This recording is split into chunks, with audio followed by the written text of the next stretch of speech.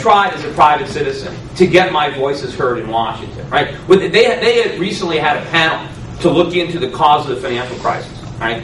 And I called them up, I sent them emails, said, you want to know why there's a financial crisis? Buy my book. It was only $16. It's a lot cheaper than this panel. Right? Or why don't you bring me down? Why don't you bring me down there to be a witness to testify? Instead, I've paid to speak all around the world. I've spoken in Saudi Arabia. I spoke in Poland at an economic conference. And why did they want me there? Because I predicted the economic crisis. So the Poles in Poland knew enough to figure out that I predicted the crisis and pay to get me to Poland. The guys said, well, I offered to go there myself for free, right, and speak to Congress. No, they don't want me there.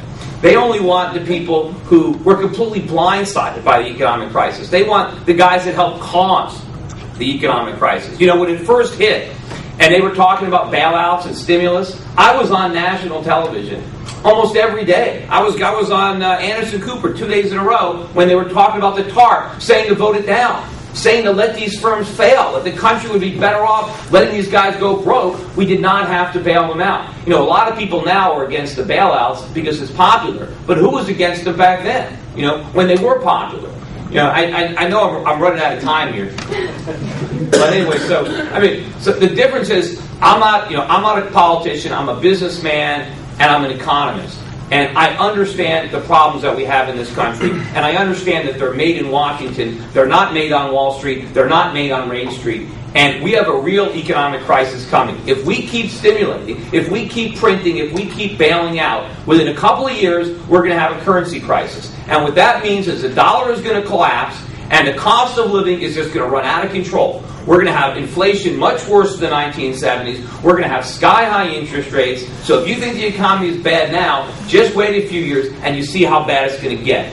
I think it's important that I'm in Congress when that happens. There isn't a single senator who understands what's going on. There's one guy in Congress that I know that has a clue, and that's Ron Paul. And I actually started getting back into politics 2 years ago. I was his economic advisor for his presidential campaign, and unfortunately, his campaign didn't take hold back in 2008. But I'm very happy to see that he just won the straw poll in CPAC. He beat out Mitt Romney, who had won 3 years in a row. So things are changing. The Tea Party movement is changing.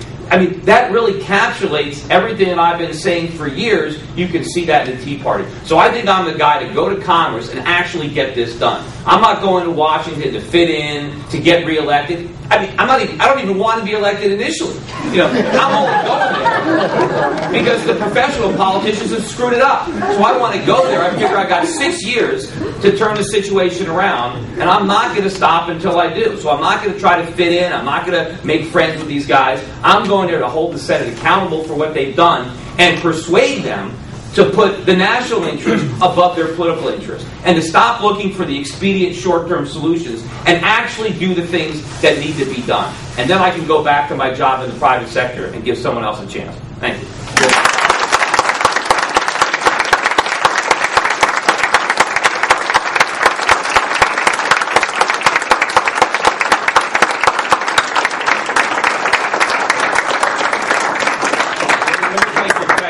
Yeah, let's try to keep it brief if we can. Andrew, go ahead. Just one suggestion, a policy suggestion. If you do get elected to Washington, and you mentioned about consolidating and eliminating government departments, one of the things that I think is redundant in Washington is that we have a Department of Defense and a Department of Homeland Security, which I read a book by Richard Clark, a former security officer, that says ultimately it's inefficient. There's turf battles.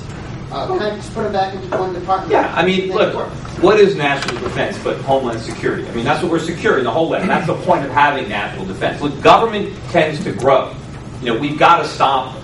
And I think the most effective way to stop it, and what I really want to do if I get the Senate, is I want to lead the charge not to increase the debt ceiling. We have a debt ceiling, and every time we get to it, we just raise the ceiling. What kind of ceiling is that if you keep raising it? But what I want to do, if I can lead a filibuster in the Senate and say no to increasing the debt ceiling, They've got no choice. They have to cut spending. They can't raise taxes because you have to pass a tax increase. So if they can't borrow money, they can't spend it, they have no choice, they have to cut. So if we put their backs to the wall, see, they always say, well, we have to raise the debt ceiling or we'll shut the government down. Shut it down. Otherwise, right now, they're shutting the country down. I'd rather shut the government down. We have one more question. Jim. How are you going to convince the people of Connecticut that the last place we ought to send Dick Blumenthal is to Washington? Well, that should be easy. We live in Connecticut. Look at what he's done here. I mean, I think, look, Dick Blumenthal is an ideal opponent for me. I mean, it's going to be almost as fun as running against Chris Dodd. The thing is, nobody likes politicians, and no one likes lawyers. And he's both. And look at what he's done. I mean, what has he done in the 20 years that he's been in? You know, he's the second highest ranking elected official in a state that is, you know, per capita the most indebted of any other state. He's part of that. He can't abdicate responsibility. Look at his department. It's grown like a cancer. Do you want to know how many lawyers are now working in the Attorney General office compared to when he first started? So what is he going to say? Send me to Washington because I specialize in growing government and suing people? Like, yeah, we're in an economic crisis. We're going to sue our way out of this mess? You know, the lawyers are part of the problem.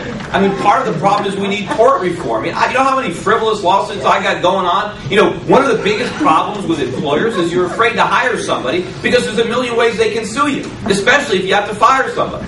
So part of the solution to the problem is less lawyers. Right? We're not, you know, it's like he's going to try to say, send me to Washington so I can do for Washington what I did for Connecticut. That's not a winning message. Right? Hartford is a mess. Connecticut is a mess. Right? We need real change. We just can't take a career bureaucrat out of Hartford and supplant them into Washington and expect anything to change.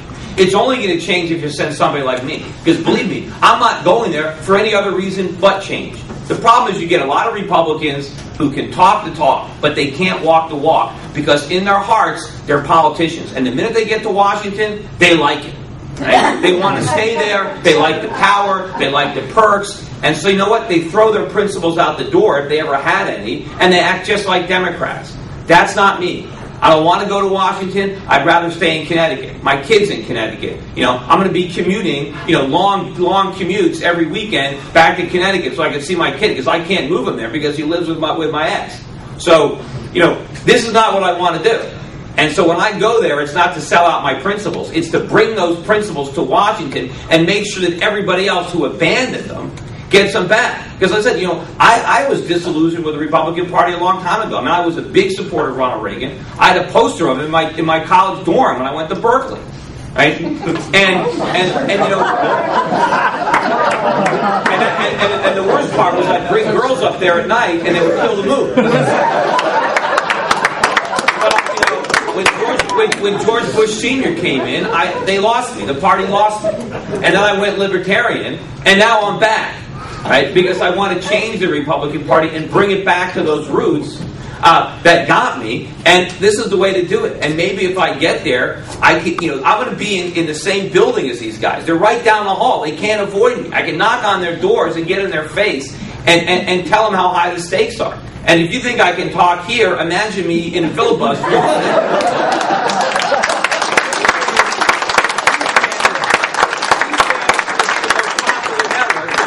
Tune in every day to watch it. And I am going to get stuff done. Thank you.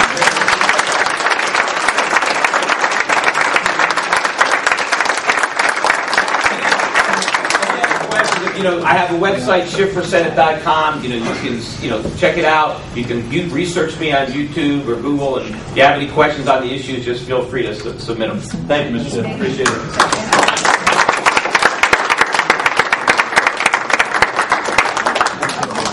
Sympathetic with voting for child support. Are you sympathetic with that he was under some kind of pressure?